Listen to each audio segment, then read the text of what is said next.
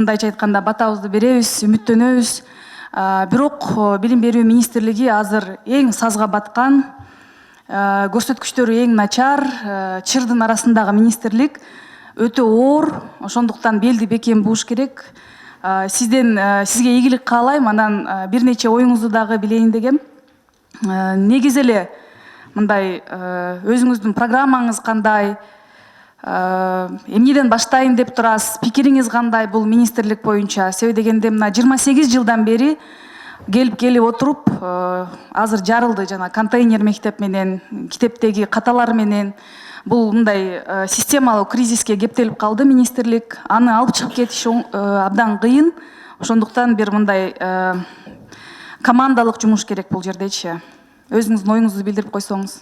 Чындыгында эле билим берүү системасы Кыргызстанда эң чоң масштабтуу проблемалуу тармак экендигин мен эми ичинен жакшы билем.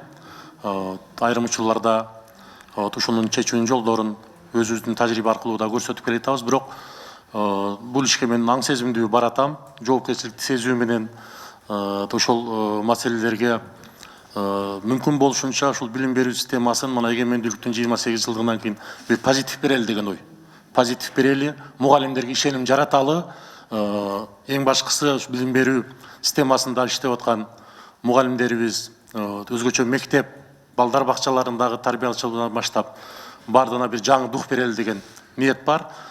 Приоритетти албетте биринчи мектепке чейинки билим берүү жана мектепке, андан кийин кесиптик билим берүүгө, анан жогорку билим берүүгө карап, ар бирин ачык айкын багыттарды белгилеп, бүгүнкү дүйнөдөгү жүрүп аткан билим берүү интеграциясына ылайык милдеттерди чечебиз деген ниетибиз бар. Мына Кыргыз Республикасынын билим берүү мыйзамы боюнча Кыргыз Республикасынын өнүгүү концепцияларын жетекчилик алабыз. Анан эң башкысы биз менен тагдырлаш, биз менен канатташ турган өлкөлөр билим берүү системасында кандай жакшы иштер жасап аткан болсо, аларды дагы биз өзүбүздүн тажрыйбага алып келип, кыргыз менталитетине, кыргыз топурагына өндүргөнгө аракет кылабыз деп ойлойм.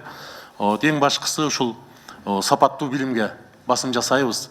Өзгөчө мен мектепте ушул тарбия процессине көбүрөөк көңүл жасайлы деген ниетим бар. Анан азыр мына коомдо бир топ резонанстуу маселелерге биз комплекстүү мамиле жасап, бардык баягы мыйзамдык базаларды түзүп алып туруп, ушул маселеден биз акыл эстүү чыгышыбыз керек. Өзгөчө окуу китептери боюнча, окуу китептеринин сапаты, мазмуну, окуу китептеринин балдарга жугумдуулугу жагынан, андан кийин электрондук китептерди биз тез аранын ичинде жасап, балдарга доступность, жеткиликтүү билим берүүгө аракет кылышыбыз керек.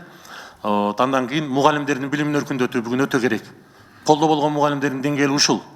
Бирок биз аларды билим аркылуу, алардын билимин тереңдетип, бүгүнкү инновациялык көрүнүштөрдүн бардыгына бир мугалимдерди багыттап, мугалимдердин деңгээлин көтөрбөй туруп, биз бүгүн билим берүү системасын көтөрө албайбыз да. Ушуга басым жасайлы деген ниеттерим бар. Ал эми университеттер боюнча өзүм жеке мындай көз караштарым бар, конкреттүү. Азыр менимче маанилүүсү ушул мектеп менен балдар бакчалары, анан кесиптик лицейлер болуп атса керек деп мен ойлоп атам. Ал эми университеттерибизге дагы биз жалпы дүйнөлүк рейтингтерге катышууга азыртан багыттап, кыргыз билим берүүсү дагы бул бир топ өзүнүн тарыхый тажрыйбасы бар экендигин жана бүгүн дарамети бар экендигин биз көрсөтүшүбүз керек. Коомдогу билим берүү системасындагы айыптоолорду биз акырындап реабилитация кылышыбыз керек деп ойлойм.